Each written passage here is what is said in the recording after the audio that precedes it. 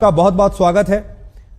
लगातार पूरा देश आपके बारे में बात कर रहा है आजकल। सीताराम, बागेश्वर धाम की जय, सनातन धर्म की जय। और आई एम नॉट बाबा, आई एम धीरेन्द्र कृष्ण शास्त्री जी। तो मैं आपको धीरेन्द्र जी कह के बुला सकता हूं? बिल्कुल, धीरेन्द्र जी, शास्त्री जी, महाराज जी, इन संबोधन से, क्योंकि ना तो दाढ़ी मूंछ है ना हमने संन्यास लिया है जी। हाँ, नहीं, वैसे लोग कहते हैं कि आप बहुत हैंडसम लगते हैं और आपकी उम्र भी सिर्फ 26 साल है। तो मैं शुरुआत यहीं से कर लेता हूं। आप सिर्फ 26 साल के हैं। 26 साल तो एक ऐसी उम्र होती है जिस समय युवा हमारे ये सोच रहे होते हैं कि कौन सा स्मार्टफोन लेना है और कौन सी मोटरसाइकिल खरीदनी है और कहां जाकर नौकरी करनी है। और आप 26 साल की उम्र में ही इतने बड़े स्वामी या बाबा कह लीजिए या गुरुदेव कह लीजिए, आपके बहुत सारे नाम हैं, आप यहां तक पहुंच गए। तो ये सब हुआ कैसे? हमारे बागेश्वर धाम की परंपरा में पीढ़ी दर पीढ़ी दरबार लग रहा। पूज्यपाद दादा गुरु जी भी लगाते थे और दादाजी के पहले भी एक संत थे, वो भी लगाते थे। तीसरी पीढ़ी में हम सेवा कर रहे हैं, तो बचपन से ही सनातन का जुनून है। तो सनातन की बात और सनातन की सेवा कर रहे हैं और अपने इष्ट और सनातन संस्कृति, साधु संतों की तपस्या का प्रचार कर रहे हैं। बस यही हमारी एक छोटी कहानी है। वाइट ही वाइट है, ब्लैक है ही नहीं कुछ। लेकिन लोग अब आपकी कहानी में लगातार ब्लैक ढूंढ रहे हैं। मैंने सुना आपने कहा कि मैं और कोई स्पष्टीकरण अब नहीं देना चाहता इसके बारे में। आपको लगातार जो चुनौतियां मिल रही हैं, लेकिन देश आपसे ये जानना चाहता है कि इसमें कितनी उसका आज हमने नेशनल चैनल के सामने लगभग 20 से 25 चैनलों के कैमरा लगे होंगे। 4 लाख लोग थे। हमने चुनौती दी थी। चुनौती देने वालों को कहा था कि रायपुर हमारी जगह नहीं, छत्तीसगढ़ है, दरबार 20 और 21 को लगना है, किराया हमसे ले लो, जिन जिन को दिक्कत है आकर के देखो। हम कोई दावा नहीं करते, हम कोई ईश्वर नहीं है।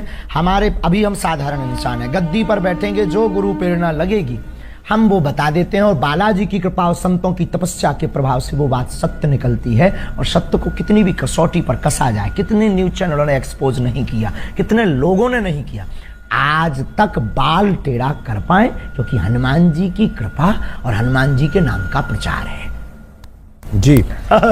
आप धीरेन्द्र जी, आप खुद को गुरुदेव कहते हैं, स्वामी जी भी कहते हैं, धर्म गुरु, संत। तो आपका परिचय क्या है? आप हैं कौन? ना तो हम कोई संत हैं, ना हम कोई स्वामी हैं, ना कोई हम मठाधीश हैं। बागेश्वर धाम के चरणों के सेवक हैं। और श्रीमान जी, हम आपको बता दें कि हम जिस प्रकार पिता अपने पुत्र के रोग पर भगवान से, ईश्वर से, डॉक्टरों से, लोगों से प्रार्थना करता, दुआ के लिए गुजारिश करता, निवेदन करता, वैसे ही हम गुरु होने के नाते, उस गद्दी की सेवादार होने के नाते, बागेश्वर पीठ के सेवादार होने के नाते और सनातन धर्म के सच्चे साधक होने के नाते और मंत्रों की चिकित्सा को जानने के नाते आने वाले लोगों के लिए उनकी श्रद्धा को देखकर ईश्वर से प्रार्थना करते हैं।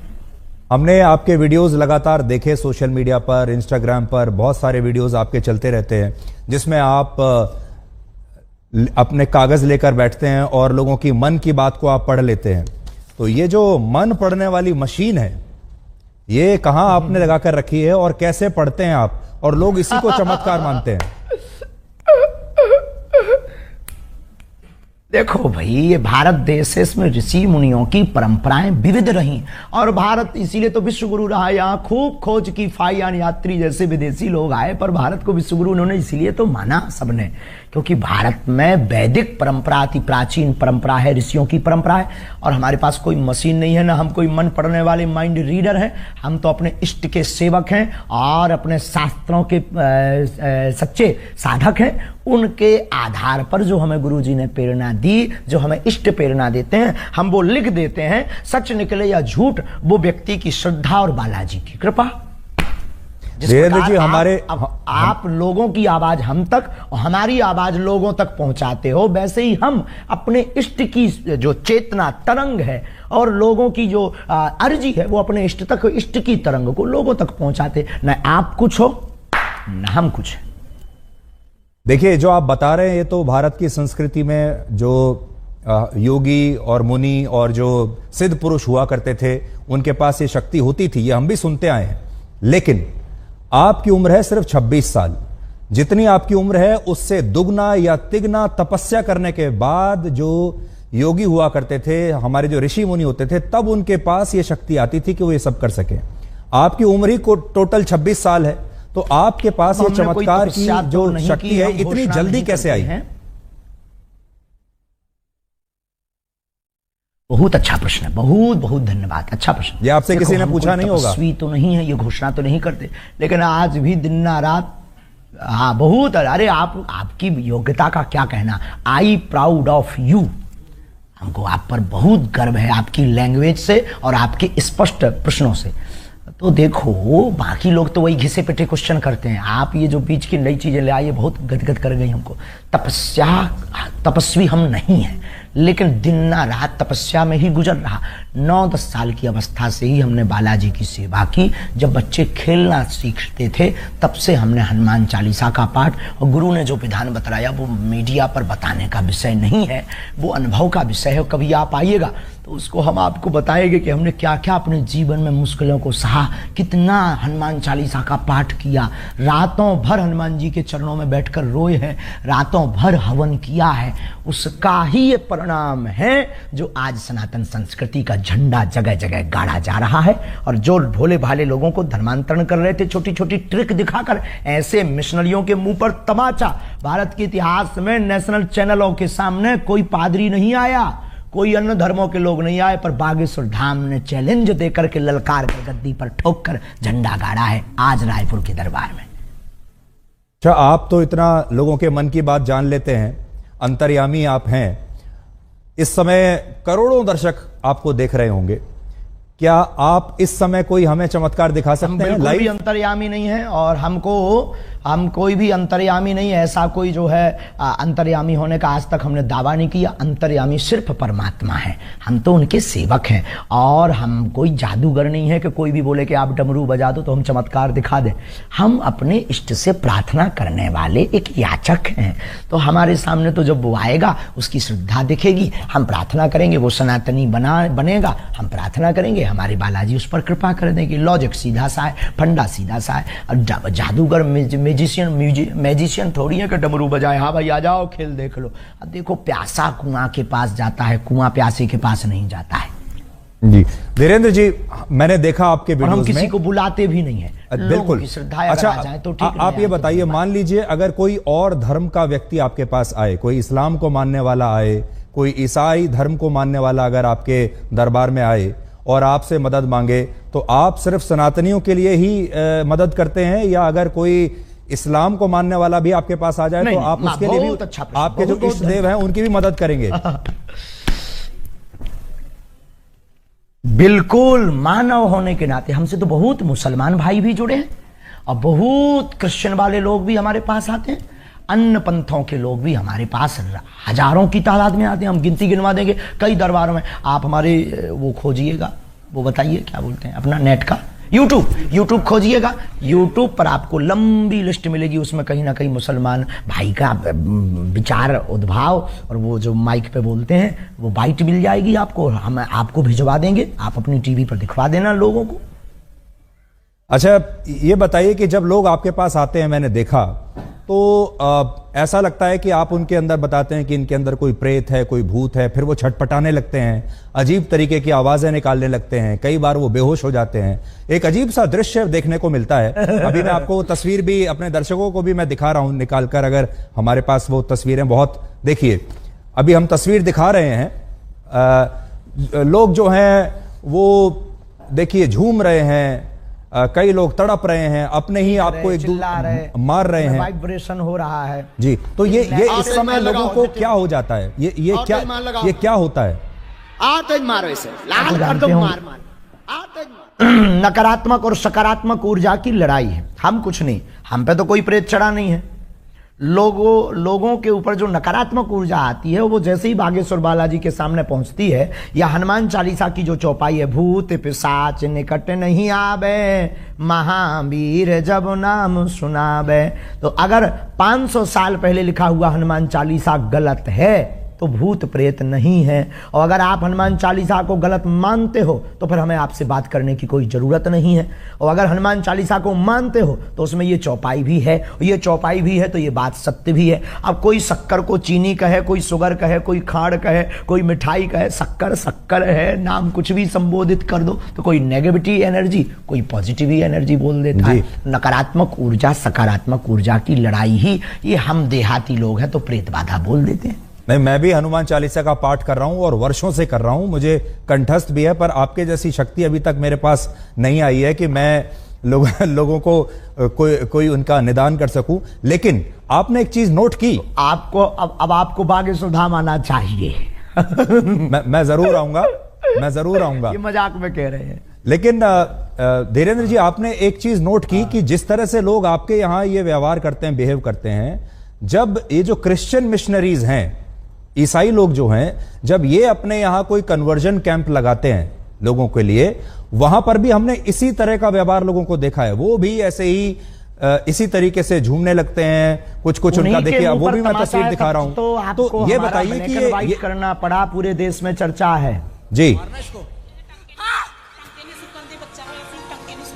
पूरे देश में इसी बात की तो चर्चा है। ये मिशनरियां क्यों पीछे लग गई? क्योंकि इनकी दुकान बंद हो गई।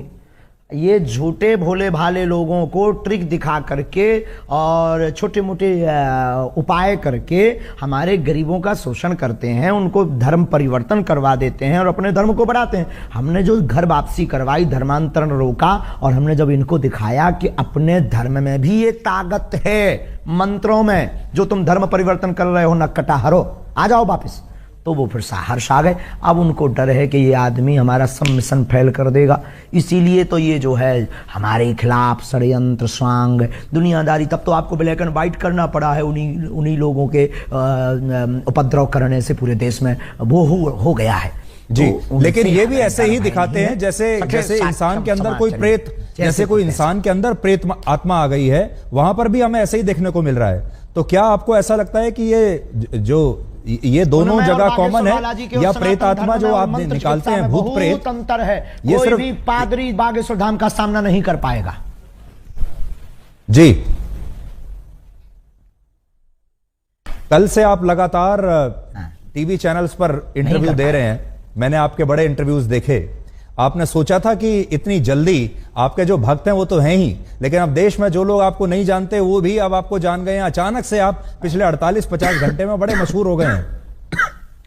तो वो जो समिति है जो आपके पीछे पड़ी, उसका तो धन्यवाद देना चाहिए आपको। आंधी की भैया, उनको बहुत बहुत धन्यवाद है, क्योंकि हम भी अंधविश्वास के खिलाफ हैं। और देखो, ये आंधी के नाम है, बात में दम और शक्ति होनी चाहिए। अपने मीडिया को मैनेज करके कोई भी नाम फेमस करा सकता है, कर सकता है, पर अगर दम नहीं होगी, ताकत नहीं होगी, सच्चाई नहीं होगी, बोल्ड आउट हो जाएंगे। आज पूरे नेशनल मीडिया एक्सपोज करने आई थी, आपका चैनल भी तो आया था। आपका चैनल ने चूंकि उल्टा दिखाया है, क्योंकि पता नहीं आपके चैनल को क्या हुआ है। जो हमने ललकार कर चुनौती दी थी उसको पता ही नहीं, उसके पास भी नहीं भेजा और आप लोग भी नहीं आए। तो आप लोगों ने तो ये दिखाया कि सफाई देते देते आंखें भरी हैं। अरे सफाई देते हमारी आंखें भरेंगी, हम बब्बर शेर हैं, उनको हमने रुला दिया है झंडा गाड़ करके। तो कल हम फिर कहेंगे कि कल आकर के खुली आंखों से लोगों को देखना चाहिए। आप बिजी रहते हैं तो आपको नहीं बुलाएंगे। पर मैं देख रहा था आप बड़े क्रोधित थे, मैंने आपके जो वीडियो देखे कल के और आज के, बड़े क्रोधित थे आप, और बड़ा गुस्सा आपको आ रहा था, और आप कह रहे थे कि मैं अपने आपे में नहीं हूं। एक्सपोज जब नेशनल चैनल ने किया, क्या हमने झंडा नहीं गाड़ा? हाँ, हम अपनी शक्तियों के उसमें थे, लेकिन आज हमने झंडा गाड़ दिया सनातन का। जो कहते थे चमत्कार नहीं होते, भारत के इतिहास में क्या किसी पादरी के खिलाफ इतने न्यूज चैनल लग करके उन्होंने कभी हुआ एक्सपोज? आप हाँ या ना भर बोल दीजिए बस। तो अच्छा, उसी से संबंधित आपसे सवाल पूछता हूं। आप में और एक पादरी में और एक मौलाना में, जो मौलाना झाड़ फूंक कर रहा है, जो पादरी जो अभी हमने आपको दिखाया वो कर रहा है, और आप जो कर रहे हैं, तीनों में फर्क क्या है? बहुत सुंदर प्रश्न, very good, thank you very much my dear, I proud of you.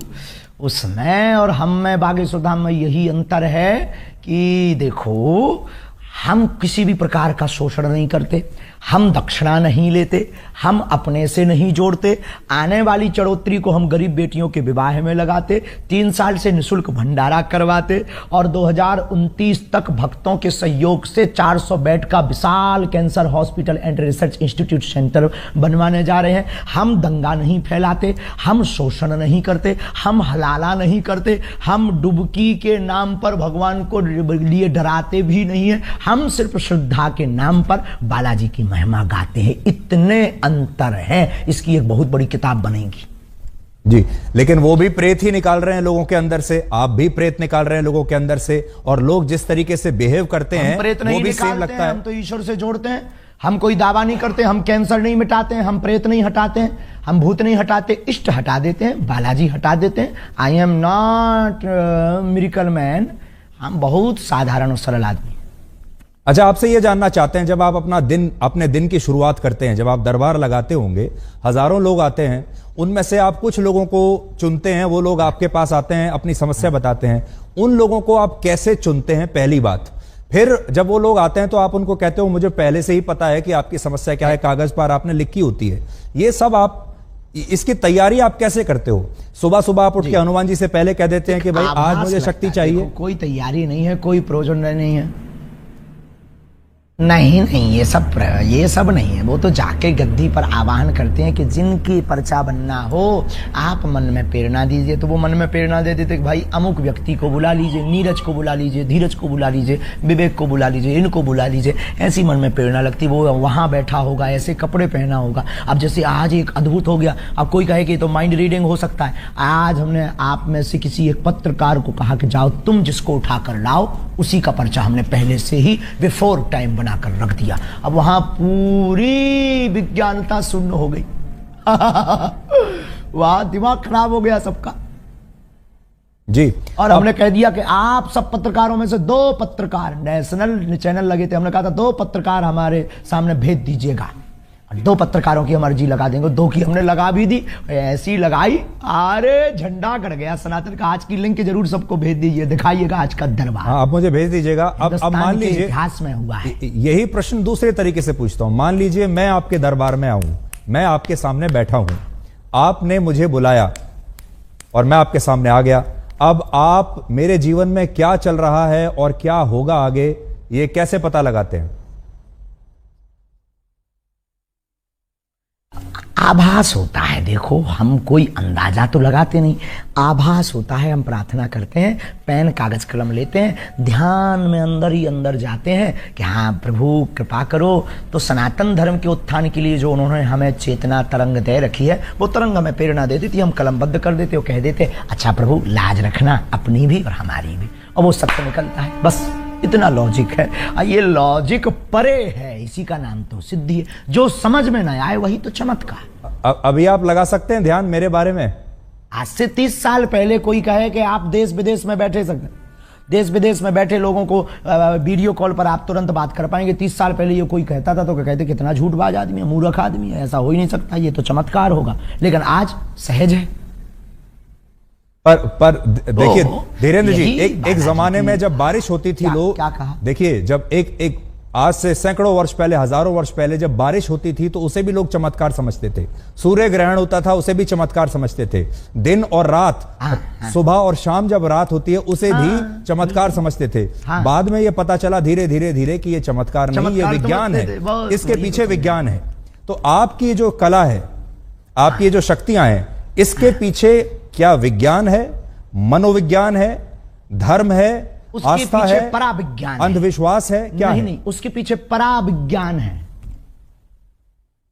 पराविज्ञान है। बहुत अच्छा प्रश्न आपने किया। इसके पीछे पराविज्ञान, सूक्ष्म जगत विज्ञान, जिसे आज तक विज्ञान बहुत सालों से खोज रहा, समझ नहीं पा रहा। और भाई ये देखो, ऐसी बात है, इसको प्रत्यक्ष नहीं कर सकते क्योंकि अंधे को सूर नहीं दिखा सकते हैं, गूंगे के द्वारा जो है गुड़ का खट्टा मीठा का स्वाद नहीं पता लगा सकते हैं। उसी प्रकार ये पराविज्ञान है हमारे प्यारे माय डियर जी।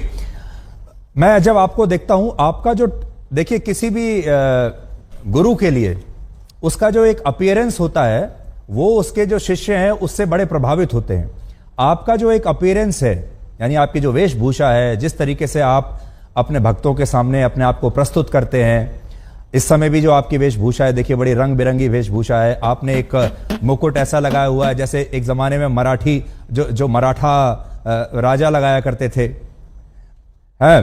तो इसके पीछे आपका क्या मनोविज्ञान है कि आप जो इस तरीके से अपने आप को प्रस्तुत करते हैं, जबकि जो साधु संत होते हैं वो तो बहुत सिंपल रहते हैं, सरल भाव से रहते हैं। मनोविज्ञान, एक महात्मा आए हमको कंबल दे गए, एक महात्मा आए कंबल दे गए, एक व्यक्ति आया टोपी दे गया, हमने टोपी लगा ली, एक व्यक्ति आया कंबल दे गया। अब कंबल पहनना कौन सा भैया वो है, अब कंबल पहन लिया, अब क्या गलती कर दी यार भाई, अब ठंड लगती है तो कंबल ना पहने, क्या करें, मर जाए क्या।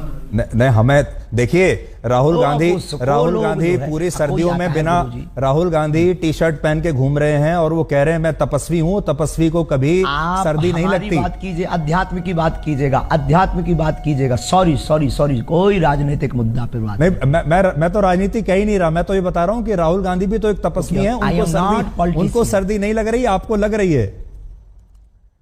आप हाँ, हम कमजोर आदमी हैं भैया, उनसे जाके पूछो, हम किसी के बारे में क्या कह दें। आई am not politician, I am only spiritual गुरु। आप पॉलिटिशियन तो नहीं है, लेकिन पॉलिटिशियन आपके बहुत सारे पॉलिटिशियन आपके शिष्य हैं। देखिए आपके जो विरोधी हैं उन्हें यह बात भी बुरी लगती है कि बहुत सारे नेता आते हैं बागेश्वर धाम पर आते हैं, बहुत सारे नेता आपके शिष्य हैं, बहुत सारे जो सरकार में बैठे बैठे बड़े जो लोग हैं वो आपके शिष्य हैं। आपको पुलिस की प्रोटेक्शन मिलती है, आपको जो है एक अलग तरह का सम्मान इस समय सरकार की तरफ से मिल रहा है, और वो तब मिलता है जब कोई धर्म गुरु नेताओं के साथ बहुत हो, सरकार करीब आ जाता है। व्यक्ति की समानता के लिए नहीं, सब व्यक्ति की जानमाल की सुरक्षा करना सरकार का काम है। हम किसी भी पार्टी के आदमी नहीं है, हमारे हर पार्टी के डिवोटी है, हर पार्टी के हमारे शिष्य हैं और स्नेही हैं और आत्मा है। अब रही बात इसकी पुलिस की आदि की, तो ये जो मिशनरियों ने और आपके पास जो न्यूज़ें आई हैं, जो ये भ्रम फैलाया, ये जो षड्यंत्र स्वांग किए, उसके डर के कारण कहीं माहौल खराब ना हो जाए, कुछ भी हो जाएगा तो माहौल डिस्टर्ब होगा। तो एक धर्म गुरु के प्रति अपनी उन्होंने निष्ठा दिखाई है। और रही बात नेताओं का चेला बनने की, धर्म से राजनीति चलती है, राजनीति से धर्म नहीं। वो बहुत सकारात्मक विचार पाते हैं, बागेश्वर धाम से आशीर्वाद पाते हैं, सन्यासी बाबा की कृपा पाते हैं। अब किसी को अगर जलन हो रही हो तो वो विदेशी नेता बना ले, उसमें क्या दिक्कत है, विदेशी नेताओं को चेला बना ले, खुद को नेता बना ले, खुद के नेताओं को डिवोटी बना ले। अगर किसी की जल रही है तो मिर्चा लगना चाहिए, इसमें क्या बुराई है माय डियर। आपको लगता है आपकी जान को खतरा है?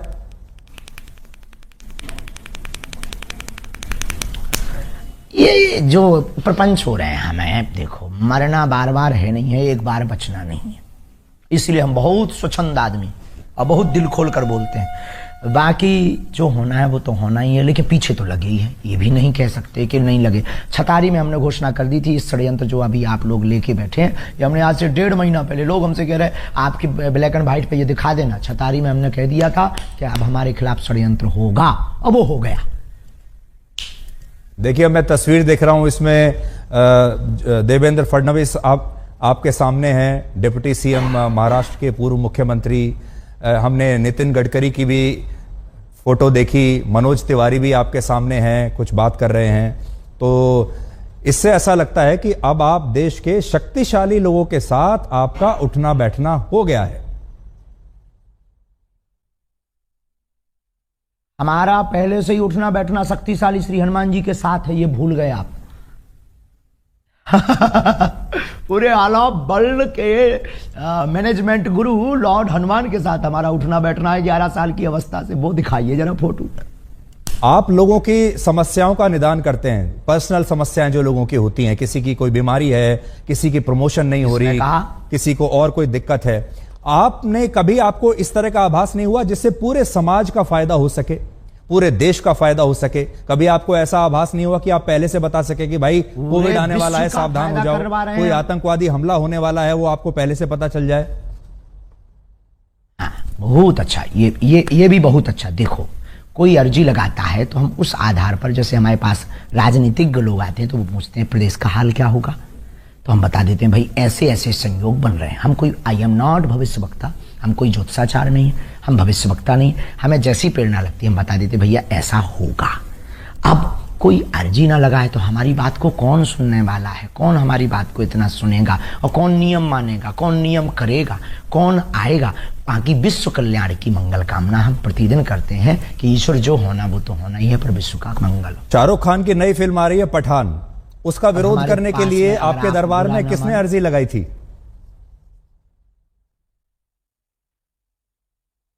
अरे वो किसी ने नहीं, वो तो उसने वो गा दिया था, हमें बच्चों ने बताया ये भगवा रंग गा दिया, तो उनका भगवा रंग ही क्यों बेशरम है भाई, ब्लैक रंग, हरा रंग, ऑरेंज रंग और भी रंग भी है, उनको भी बेशरम बनाओ जी। तो क्या गलत कर दिया भाई, ये गलत थोड़ी है। हर बार भगवा रंग ही क्यों बेशरम, हर बार हम सनातनी हिंदू ही क्यों टारगेट, हर बार हम संत ही क्यों, और आपके ब्लैक एंड व्हाइट से कहेंगे कि जो हमारा आपने ब्लैक एंड व्हाइट लिया है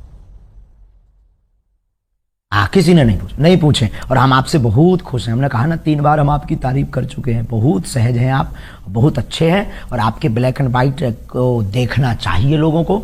आई सपोर्ट यू, पर आप हमारा भी सपोर्ट करिए सनातन का। जी जी, नहीं देखिए, हमारा स्वामी जी, हमारा जो कर्तव्य है वो है ब्लैक और व्हाइट। अब आप अपनी बात कहने के लिए, अपनी पैरवी करने के लिए स्वयं बैठे हैं। अब आप मेरे ऊपर या आज तक के ऊपर आरोप नहीं लगा सकते कि मेरी बात सही नहीं है। अब आप स्वयं अपने स्पोक्स पर्सन हैं, स्वयं अपने प्रवक्ता हैं। आज गलत किया है, आज दिन में गलत किया है, आज तक ने सत्य नहीं दिखाया है। अब देखिए, अब वो सारी चीजें अब लोगों के सामने आ जाएंगी, और हम आपसे ये जानना चाहते हैं कि क्या एक धर्म गुरु को फिल्मों के बारे में बोलना चाहिए? दिखा दीजिए आज दिन भर की वीडियो। शाहरुख खान के बारे में बोलना चाहिए एक धर्म गुरु को? क्या आप छोटी छोटी जो सनातन के खिलाफ बोलेगा, चाहे वो फिल्में वालों हो, चाहे वो राजनेता हो, हमने शिक्षा मंत्री के खिलाफ भी बोला बिहार के, उस पर बात क्यों नहीं की? जो सनातन का विरोध करेगा हम उसके खिलाफ बोलेंगे। अगर ये दंगाई है, अगर ये भड़काऊ है, तो ये होते रहना चाहिए, इतना खौफ बहुत जरूरी है। तो ये आरोप, आप इसका मतलब सही है आपके ऊपर, जो लोग कहते हैं कि आप हिंदुओं को जो आते हैं वहां पर उनको भड़काते हैं आप? एकजुट करते हैं, लोगों को समझ में भड़काना आता है, जो हिंदू नहीं है उनको भड़काना आता है। अपनी अपनी समझ है। किसी को कल तक हम पाखंडी नजर आ रहे थे, किसी को कल तक हम चुनौती से भागने वाले नजर आ रहे थे, जब आज हमने ठोक दिया, ठिकाने लगा दिया, तो बुद्धि ठिकाने लग गई पूरी नेशनल मीडिया के सामने। तो ये अपनी अपनी, जब तक हमको समझा नहीं तब तक वो ऐसा समझेंगे। बहुत सारे लोग आपको सोशल मीडिया का स्वामी भी कहते हैं, क्योंकि अब आप यूट्यूब पर बड़े एक्टिव हैं, इंस्टाग्राम पर आपके लगातार वीडियो चलते जा रहे हैं, और ये एक नई तरह की जो है क्रांति है, जिसमें हम ये देख रहे हैं कि धर्मगुरु भी अब आश्रमों से बाहर निकलकर सोशल मीडिया पर आ गए, मोबाइल फोन पर आ गए। लोग आपको मोबाइल फोन पर देख रहे हैं। ये अपने आप हो रहा है धीरेन्द्र जी, या आपके पास कोई सोशल मीडिया टीम है जो आपको रोज वायरल करती है? एक दूसरे में विज्ञान और विज्ञान दोनों एक दूसरे से जुड़े हुए हैं। हमारी कोई टीम नहीं है। हम तो पहले दरबार लगाते थे, पहले भी कथाएं करते थे, लाइव नहीं आते थे। फिर संस्कार वालों ने आके कहा कि हम आपकी कथा को दिखाएंगे, क्योंकि आपकी कथा में, आपके दरबार में दम है और सनातन का प्रचार होगा। हमने कहा भाई अगर तुम्हें दिखाना है तो दिखा दीजिए, हमें क्या दिक्कत है, बस इतनी ही कहानी है। अब आप आए, आप बोले हमें ब्लैक एंड व्हाइट दिखाना है, अब आप भी हमारी टीम में शामिल हो। नहीं, आपने मेरी बड़ी तारीफ की। मैं भी आपको इतना तो कहूंगा कि you are a very good speaker. Thank you very much. तो अब ये बताइए, अब ये जो 2-3 दिन से आपको लेकर विवाद हुआ है, अब इसके बाद से आपको ऐसा लगता है कि ये एक तरीके से नया जीवन अब शुरू हो रहा है? निपट गया। रोज आपके टीवी पर इतने इंटरव्यूज अब आपने दिए। हमारा नया जीवन, नई क्रांति शुरू हो रही है। रोज चुनौती आएंगी, अब हमें उनकी तरफ ध्यान नहीं देना है। कितनी बार हम सत्य की कसौटी पर कसेंगे।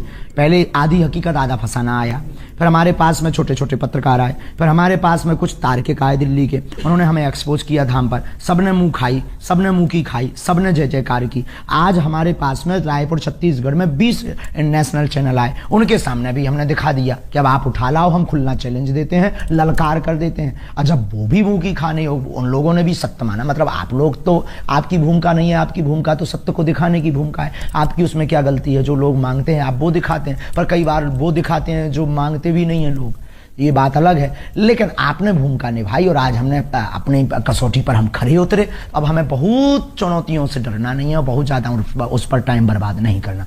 बहुत बहुत धन्यवाद। अब हम एक सवाल, आखिरी सवाल में आपसे करेंगे। आखिरी सवाल आपसे पूछना चाहता हूँ, आखिरी सवाल आपसे पूछना चाहता हूँ, आपने गाइड फिल्म देखी है? जी। नहीं, हमने नहीं देखी। अच्छा, तो गाइड फिल्म में स्वामी जी एक गाइड फिल्म थी जिसके नायक थे देवानंद, बहुत मशहूर हीरो थे। उसमें दिखाया यह गया है कि जो उसका जो मुख्य किरदार है वो अच्छा, सूखा पड़ा हुआ है एक गांव में और वो बारिश नहीं हो पा रही है। उसके लिए वो एक आम इंसान है, लेकिन वो उसके लिए तपस्या करनी शुरू कर देता है और लोग आसपास के उसको बाबा समझने लगते हैं और लोगों को विश्वास इतना हो जाता है उस व्यक्ति के ऊपर कि वो वाकई तपस्वी बन जाता है और फिर वो अपनी जान दे देता है उसके लिए। आपको ऐसा लगता है कि आपके साथ भी ऐसा ही हुआ? आपका जो बचपन है बड़ा संघर्षों से बीता, बहुत गरीबी में आपने अपना बचपन बिताया। अभी भी आप, मैं तो ये कहूंगा कि अभी युवा ही हैं आप, और ये जो विश्वास का जो पूरा जो इकोसिस्टम है, इस पर आप बेसिकली लोगों के साथ संवाद कर रहे हैं। चाहे हनुमान जी आपके साथ हो या ना हो, लेकिन एक विश्वास जब बन जाता है लोगों का आपके ऊपर, तो फिर वो शक्ति अपने आप ही एक अलग दिशा में जाने लगती है।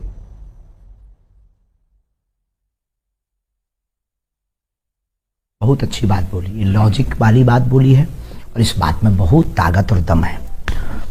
देखो, हमें हनुमान जी ने चुना है, और रही बात लोगों की श्रद्धा की, श्रद्धा टूटती और बनती रहती है, लोग स्थिर नहीं रहे, किसी के नहीं। दूसरी बात, इस विषय पर हमारा सिर्फ यही कहना है कि हमने कभी अपने से लोगों को नहीं जोड़ा, लोगों की बाहें पकड़कर हनुमान जी से जोड़ा।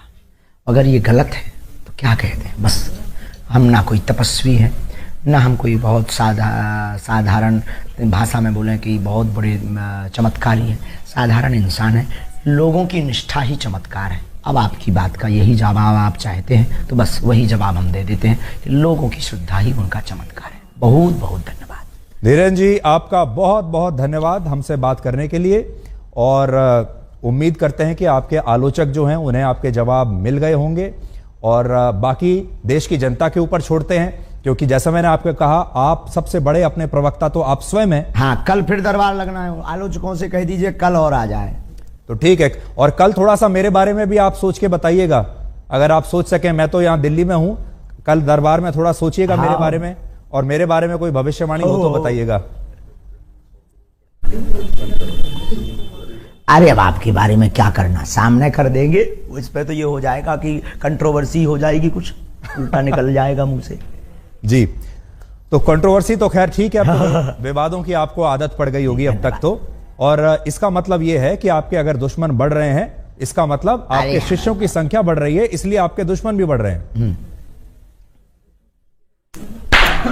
आहा, बहुत गजब की बात, बालाजी के समर्थक बढ़ रहे हैं। धीरेन्द्र जी, बहुत बहुत शुक्रिया हमसे बात करने के लिए। Thank you very much, you are a good speaker. जय श्री राम, सनातन धर्म की जय।